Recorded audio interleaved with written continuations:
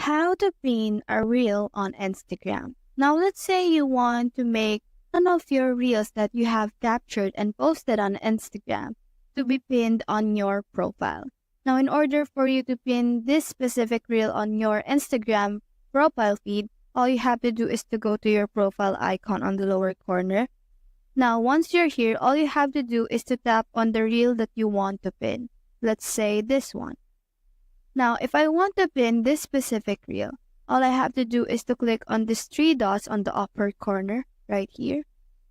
And once I'm here, I will be able to see an option that says pin to your profile and pin to your reels right here.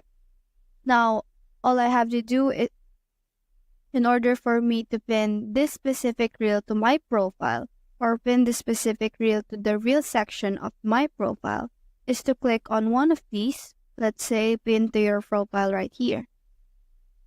Now, if I go back to my profile right here, the reel that I want to pin is right here and has been pinned to my profile. So that's how to pin a reel on Instagram. Hope we help.